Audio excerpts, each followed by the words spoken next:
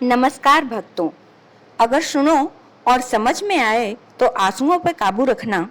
रामायण का एक छोटा सा वृतांत बता रही हूँ, उसी से शायद कुछ समझ सकें।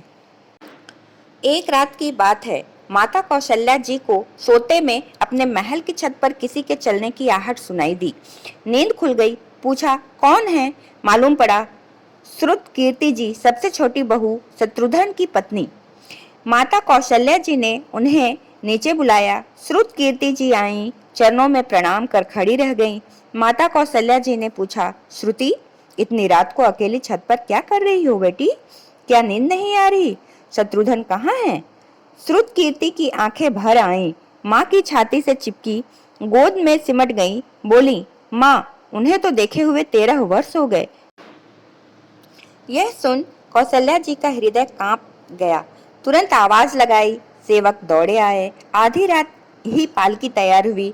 आज शत्रुघ्न जी की खोज होगी। माँ चली। आपको मालूम है शत्रुघ्न जी कहाँ मिले? अयोध्या जी के जिस दरवाजे के बाहर भरत जी नंदीग्राम में तपस्वी होकर रहते हैं, उसी दरवाजे के भीतर एक पत्थर की शिला है। उसी शिला पर अपनी बाह का तकिया लगाकर लेटे मिले। माँ सिराहने बैठ गईं, बालों में हाथ फिराया तो शत्रुघ्न जी ने आंखें खोली। माँ उठे, चरणों में गिरे। माँ, आपने कष्ट क्यों किया? मुझे बुलवा लिया होता। माँ ने कहा, शत्रुघ्न यहाँ क्यों? शत्रुघ्न जी की रुलाई फूट पड़ी। बोले, माँ, भैया राम जी पिताजी की आज्ञा से वन चले गए। भैया लक्ष्मण जी उनके पीछे चले गए। भैया भरत जी भी नंदीग्राम में हैं। क्या ये महल, ये रथ, ये राजसी वस्त्र विधाता ने मेरे लिए ही बनाए हैं? माता कौशल्या जी निरुत्तर रह गई। देखो, क्या है ये राम कथा? यह भोग की नहीं, त्याग की कथा है। यहाँ त्याग की ही प्रतियोगिता चल रही है और सभी प्रथम है, कोई पीछे नहीं रहा। चारों भाइयों का प्रेम और त्याग एक दूसरे के प्रति अद्भुत, अभिनव और अलौकिक है। रामायण जीवन जीने की सबसे उत्तम शिक्षा देती है। भगवान राम को 14 वर्ष का वनवास हुआ तो उनकी पत्नी सीता मैया ने भी सहस वनवास स्वीकार कर लिया। परंतु बचपन से ही बड़े भाई की सेवा में रहने वाले लक्ष्मण जी कैसे राम जी से दूर हो जाते? माता सुमित्रा से उन्होंने आज्ञा ले ली थी वन जाने की, परंतु जब पत्नी उर्मिला के कक्ष की ओर बढ़ रहे थे तो सोच रहे थे कि माँ ने तो आज्ञा दे दी, परंतु उर्मिला को कैसे समझाऊंगा, क्या बोलूंगा उनसे? यही सोच विचार करके लक्ष्मण जी जैसे ही अपने कक्ष में पहुंचे तो देखा कि उर्मिला जी आरती का थाल लेके खड़ी थी और बोली, आप मेरी चिंता छोड़ दो प्रभु, श्री राम की सेवा में वन में जाओ, मैं आपको नहीं रोकूंगी। मेरे कारण आपको सेवा में कोई बाधा न आए, इसलिए साथ जाने का हठ भी नहीं करूंगी। लक्ष्मण जी को कहने में संकोच हो रहा था, परंतु उनके कुछ कहने से पहले ही उर्मिला जी ने उन्हें संकोच से बाहर निकाल दिया। लक्ष्मण जी चले गए, परंतु 14 वर्ष उर्मिला ने एक तपस्विनी की भांति कठोर तप किया। वन में प्रभु जी श्री राम, माता सीता की सेवा में लक्ष्मण जी भी कभी सोए नहीं, परंतु उर्मिला ने भी अपने महलों के द्वार कभी बंद नहीं किए और सारी रात जाग जाग कर उस दीपक की लौ को बुझने नहीं दिया।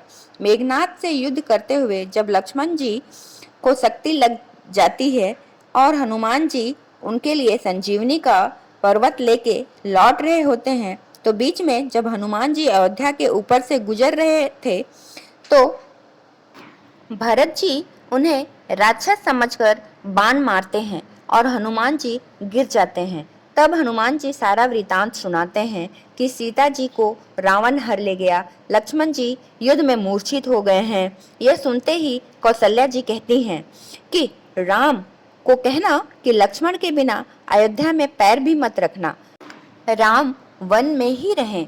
माता सुमित्रा कहती हैं कि राम से कहना कि कोई बात नहीं, अभी शत्रुघ्न है, मैं उसे भेज दूंगी। मेरे दोनों पुत्र राम सेवा के लिए ही तो जन्मे हैं।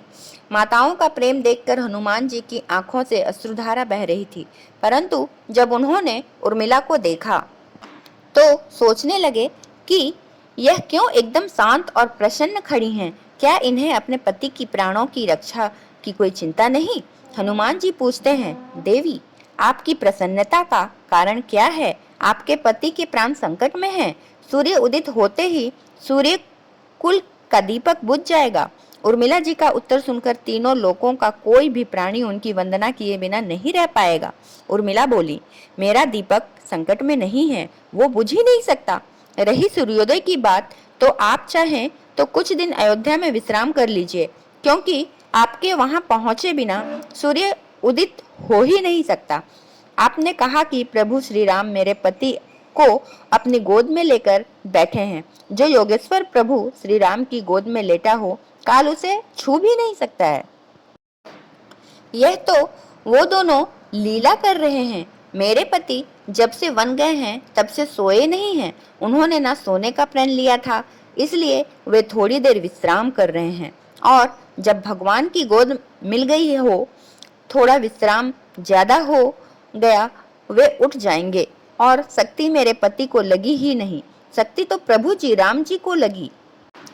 दर्द राम जी को हो रहा है, इसलिए हनुमान जी आप निश्चित होके जाएं, सूर्य उदित नहीं होगा। जय श्री राम। धन्यवाद। यह कथा अगर आपको पसंद आई हो तो कमेंट जरूर करें, लाइक करें, शेयर करें।